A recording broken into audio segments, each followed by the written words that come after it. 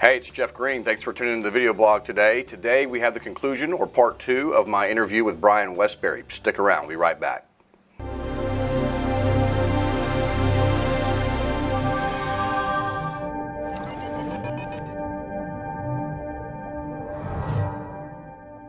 And do you believe we're in a secular bull market? I do. I absolutely do. I think it started back in early '09. Mm-hmm. That's when we bottomed. By the way, it's when we changed mark-to-market accounting, which ended the financial crisis. Mm-hmm. There's a lot of people that think that crisis was saved. The government saved us. In reality, that's not the case. We started quantitative easing in September of '08.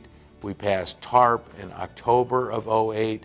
And the market fell another 40%. When we finally changed this really dumb accounting rule that was making banks go broke, and once we changed that, this recovery began. And I believe the real driving force behind this recovery is not government, it's not quantitative easing, it's not Janet Yellen, it's not whatever Congress is doing, or even the president. What's really driving it is entrepreneurship, right. Innovation. Fracking. 9 years ago, it took us 70 days to frack a well, or right. Not us, but the frackers. The guys that frack. Yeah, yes. And now it's taking them 7 to 10. It's a massive gain in efficiency and productivity. The iPhone X is coming out this year. The X means 10, right? And it's only 10 years old.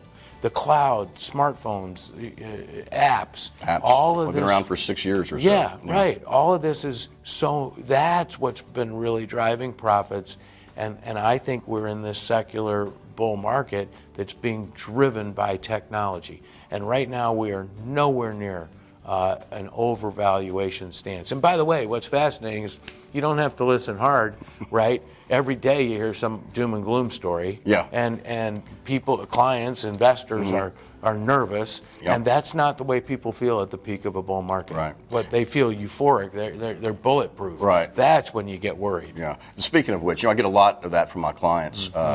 Jeff, things seem to be going really good. When's the next '08 coming? Right. When's the next, worst financial crisis in 100 years? Right. So I hear a lot of that from my clients. What do you see anything out there? Any road signs that may be red flags for bad economies ahead? Yeah. So there's always 4 threats to prosperity, in my opinion.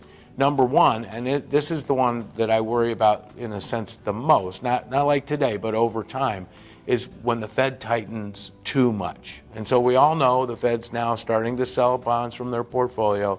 They're raising interest rates. The good news is they're going so slow, and even if President Trump appoints a new Fed chair instead of Janet Yellen, they will continue to go slow.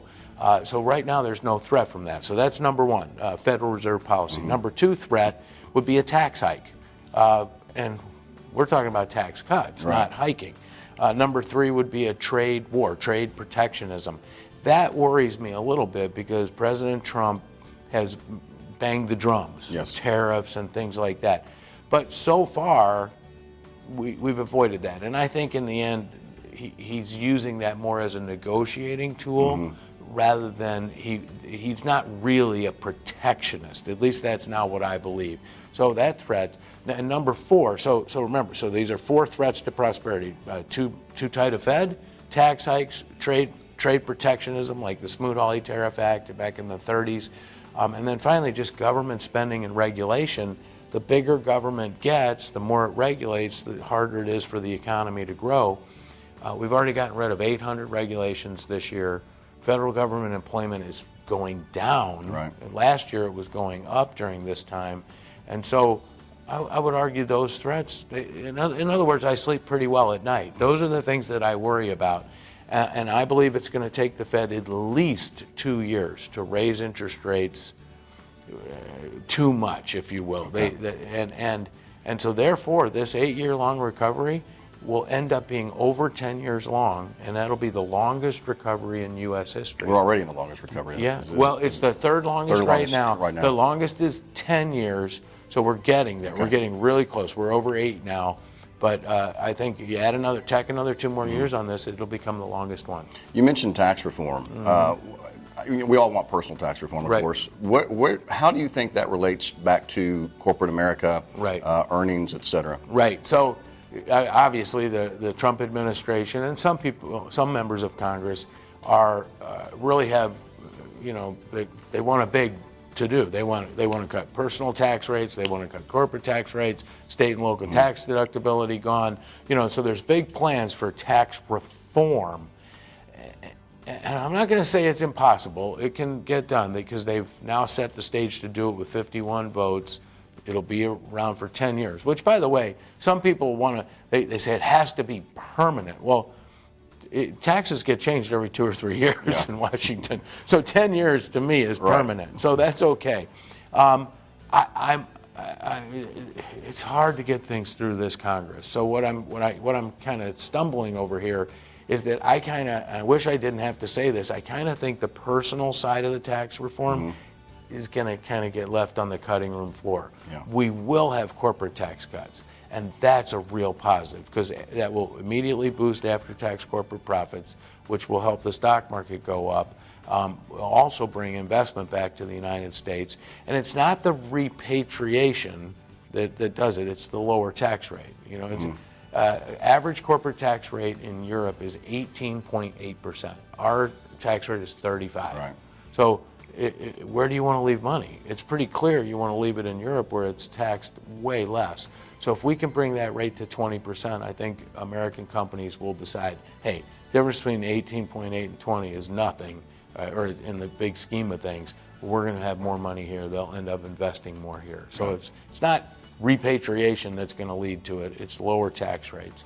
So I'm excited about that. By the way, they will pay for themselves too, because higher after-tax corporate profits means we get higher stock prices. Right. Higher stock prices mean there's more capital gains, and companies bring more money here. They're going to pay more. So net, in the end, I think government actually raises money by cutting corporate tax rates. You heard it here first, folks. Brian, thanks very much. Appreciate it. Thank you, Jeff. Right, absolutely. So I hope you enjoyed this special interview with Brian Wesbury. If you have any questions for Brian specifically, shoot us an email, give us a call, let us know. We'll try to get them answered for you. Thanks, and have a great day.